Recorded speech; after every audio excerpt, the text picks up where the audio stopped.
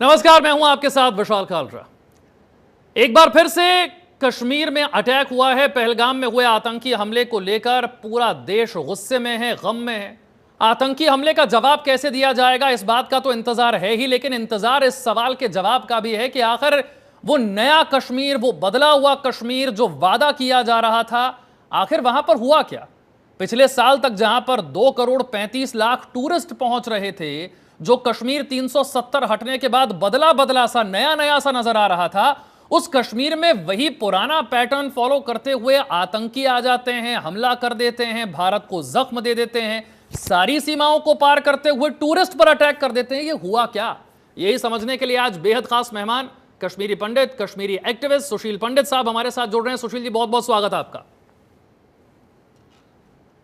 नमस्कार।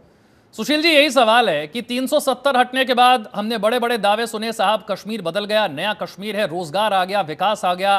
पिछले साल तो साहब हद ही हो गई, 2 करोड़ 35 लाख टूरिस्ट पहुंच गए। लोगों ने कहा साहब जन्नत धरती की, जिसे हम मिस कर रहे थे, हम देख नहीं पा रहे थे, आतंकियों का साया था, तो खुलकर टूरिस्ट आ रहे हैं, खुलकर रोजगार, पैसा आ रहा है जम्मू कश्मीर में। अब साहब ये सब नहीं होगा, सब बंद हो गया, फिर पहलगाम हो जाता है। क्या हुआ ये? देखिए, कश्मीर में जो स्थितियां सामान्य होने का एक आभास दिया गया था, वो एक प्रपंच साबित हुआ। स्थितियां सामान्य नहीं थी, सतह पर ऐसा दिख रही थी या दिखाया जा रहा था।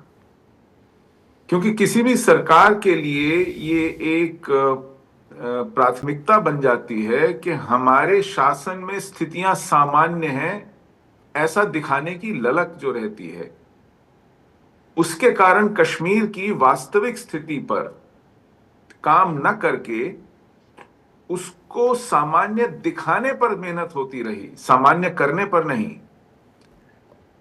मेरी कई बार शीर्षस्थ लोगों से इस विषय में बात हुई है। उनका साफ मानना था कि हमें कश्मीर को मैनेज करना है, कश्मीर से आतंक हटाना, जिहाद मिटाना ये प्राथमिकता नहीं है, कश्मीर को मैनेज करना प्राथमिकता है। वो मैनेज का क्या मतलब होता है कि 4 चीजें हर रोज की, रोजमर्रा की ठीक हो जाएं और 2 हमारी वार्षिक चीजें ठीक हो जाएं।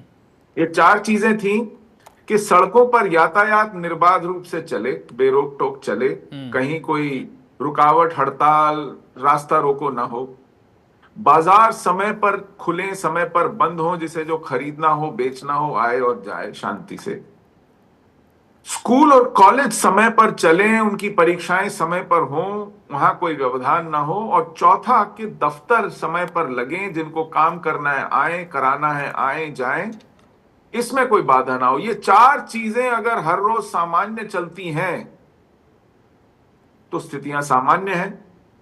और वार्षिक जो गतिविधि होती है उसमें एक कि गर्मियों की छुट्टियों में जो सैलानी आते हैं, जो टूरिज्म होता है, वो हमेशा रिकॉर्ड तोड़ बने, हर साल उसमें बढ़ोतरी हो, और तीर्थ यात्रा बिना किसी खटपट के, बिना किसी, अमरनाथ यात्रा जो है वो हादसे के निपट जाए। ये अगर 6 चीजें हो जाती हैं तो और कुछ करने की आवश्यकता ही नहीं है, ये सामान्य है। माफ कीजिएगा, मेरी दृष्टि में ये परिभाषा नहीं है कश्मीर जैसे जिहादग्रस्त क्षेत्र के सामान्य होने की। ये सतह पर उसके कुछ सिम्टम्स हो सकते हैं, आप सिम्टम्स को ट्रीट कर रहे हैं, आप जड़ को ट्रीट नहीं कर रहे हैं। और वही हुआ, क्योंकि वहां कश्मीर में अब्दुल्ला और मुफ्ती का साया नहीं रहा, तो पत्थरबाज घरों में दुबक गए। उन्होंने कहा कि अब तो एफआईआर भी होगी, अब तो मुकदमे भी चलेंगे, जेल भी जाना पड़ेगा, क्या फायदा करने का।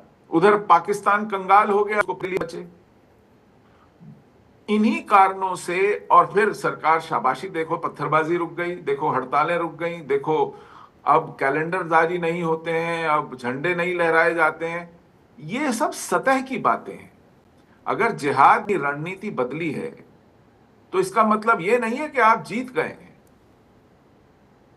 लेकिन हमने ये मानने की एक बेवकूफी की, एक मूर्खता की कि भाप बन के उड़ गया है, अब सब कुछ ठीक ठाक है। और इसको जानते मानते हुए सैलानी आने लगे, टूरिस्ट आने लगे, क्योंकि जब सरकार ढिंडोरा पीटती है, 26 जनवरी और 15 अगस्त को पुलिस की निगरानी में तिरंगे टांगे जाते हैं और उसकी फिर वीडियो क्लिप जाती है, शिकारों पे तिरंगे बांध दिए जाते हैं, जन्माष्टमी पे लाल चौक से राधा कृष्ण की झांकी निकाली जाती है और उसकी वीडियो क्लिप है, तो दुनिया मानती है कि साहब बदल गया, सब कुछ ठीक हो गया अब एकदम। लेकिन कोई सवाल पूछे इसी सरकार से, उनको पता है असलियत क्या है। उन्होंने पूरे कश्मीर में लगा हुआ एएफएसपीए नहीं हटाया, AFSPA, arm forces special power act. उन्होंने कश्मीर में तैनात 65 बटालियंस हैं राष्ट्रीय राइफल्स की, जो जिहाद से निपटने के लिए ही तैनात की गई हैं, एक भी कम नहीं की। तो इसका मतलब कहीं अंदर भीतर वो भी जानती थी कि स्थितियां सामान्य नहीं है, इसीलिए आनाकानी हो रही थी चुनाव कराने में, और सुबह के चुनाव कराने पड़े कि जब पूरे दिन दुनिया भर में ढिंडोरा पीट रहे हो, स्थितियां सामान्य है, तो चुनाव क्यों नहीं होंगे। तो इस तरह के नाटक और पाखंड पर के सुशील जी, कारण आपको लगता है कि स्थितियों को सामान्य करने के लिए प्रयास भरपूर किए गए? 370 हटने के बाद हमने विकास की राह पर कश्मीर को चलते हुए देखा। क्या आपको लगता है कि गलती हो गई? विकास, रोजगार, ये सब अपनी जगह पर है, लेकिन विकास और रोजगार से जिहाद और आतंकवाद वाली मानसिकता से लड़ा नहीं जा सकता। क्या हम ये गलती कर रहे थे, रणनीतिक चूक थी? बिल्कुल ठीक कह रहे हैं आप विकास के माध्यम से सड़कें बनाइए, टनल बनाइए, हाईवे बनाइए, लेकिन ये मांगने के लिए जिहाद नहीं हो रहा था। ये जिहाद नौकरियों के लिए नहीं हो रहा था, ये जिहाद रेल के लिए नहीं हो रहा था। आप इस पर ढोंग कर रहे थे कि चलिए हम विकास करते हैं, चलिए हम वजीफे बांटते हैं, चलिए हम टनल बनाते हैं। मतलब ये किसको मूर्ख बना रहे हैं आप। तो जिहाद ने अपनी रणनीति बदली। उन्होंने कहा ठीक है, आज महबूबा मुफ्ती और अब्दुल्ला सत्ता में नहीं है, तो हम अपनी जानें गंवाएंगे नहीं, हम अपने पैसे गंवाएंगे नहीं, हम छोटे हथियार लेकर टारगेटेड किलिंग करेंगे गाहे बगाहे, हम लंबे एनकाउंटर नहीं करेंगे। और जहां अब्दुल्ला की सरकार आ गई, कठुआ में एक एक हफ्ते का एनकाउंटर चल रहा है, किश्तवाड़ में एक एक हफ्ते का एनकाउंटर चल रहा है। देखिए, ये भोलापन नहीं है कि आप समझ नहीं रहे थे, आप जानते थे, लेकिन आप सोच रहे थे कि आप इस प्रोपेगेंडा को चला ले जाएंगे, और ये प्रोपेगेंडा सुन के ही जिहाद दुबक जाएगा। आज जो शर्म आ रही है हमारे गृह मंत्री को, मुंह से एक शब्द नहीं निकल रहा है, छुपते फिर रहे हैं बैठकों में, दहाड़ा करते थे। आज उनकी प्रामाणिकता पर प्रश्न चिन्ह उठ रहे हैं कि क्या बंदोबस्त था। खुद जब जाते हैं, नेता लोग जाते हैं, तो उनके पहले जैमर चलता है, उनके बाद जैमर चलता है, पूरी रूट को सैनिटाइज किया जाता है, चप्पा चप्पा छाना जाता है, तब वो कदम धरते हैं कश्मीर में। लेकिन ये जो निर्दोष सैलानी आते हैं, टूरिस्ट आते हैं, इनके लिए एक सिपाही नहीं है डंडा लेकर खड़ा हुआ वहां। उस महिला को अपने पति के शव के पास एक बैठना पड़ा, कोई नहीं आया मदद को। यह परिस्थिति कर दी आपने उस कश्मीर में जो आज भी जिहादग्रस्त है। तो ये अपने आप में बहुत ही चिंताजनक। और फिर देखिए 25 मार्च का ट्वीट देखिए अमित शाह जी का, कहते हैं separatism is history in Kashmir. कितना बचपना तरीका है जिहाद से निपटने का। लगे हाथ नगद भुगतान कर दिया उन्होंने, जिनको आप हिस्ट्री बता रहे थे।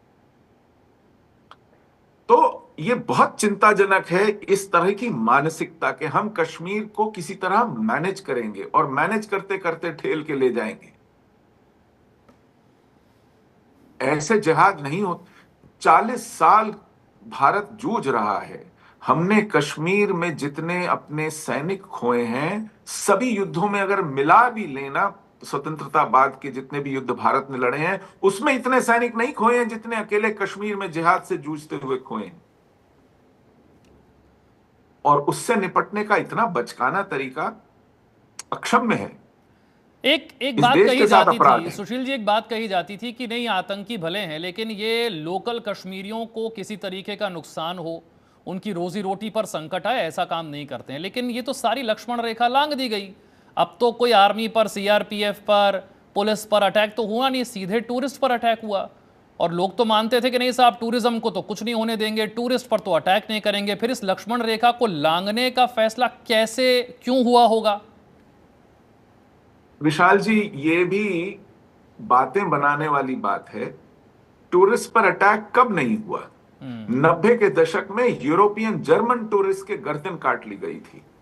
गुजरात से आई हुई बस पर बम से हमला हुआ था डल गेट के सामने।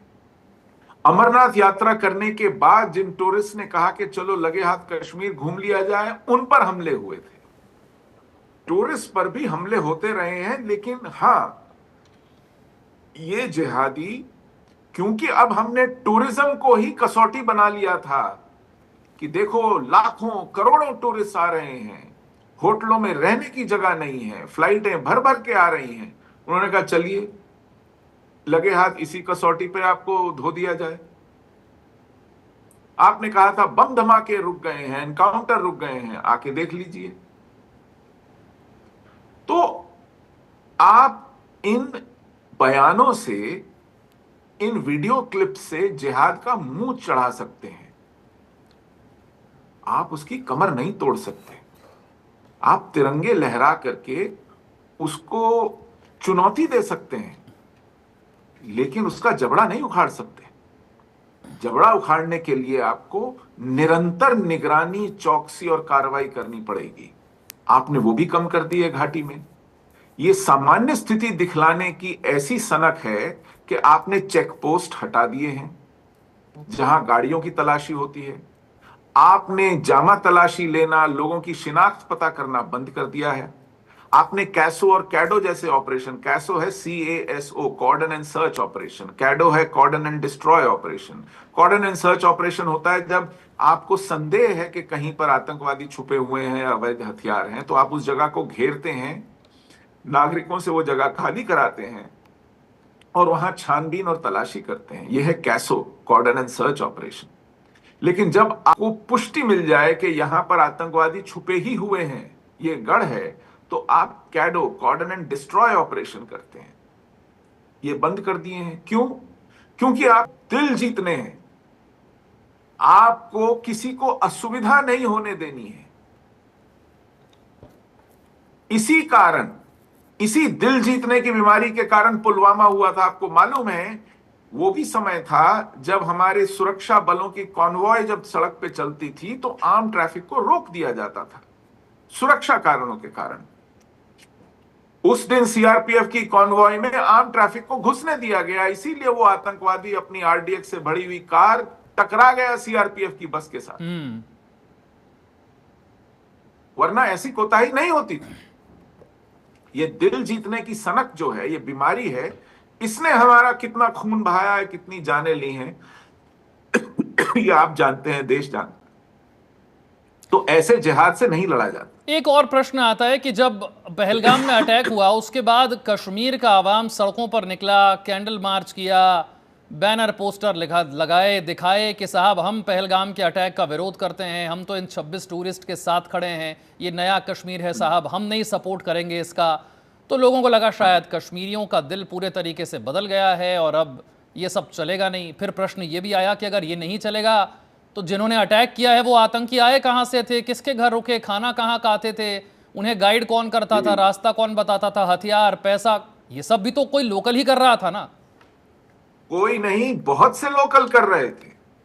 देखिए, मैंने देखा है जब गुस्सा या दुख होता है, आक्रोश होता है, तो कश्मीर की सड़कें कैसे भरती हैं।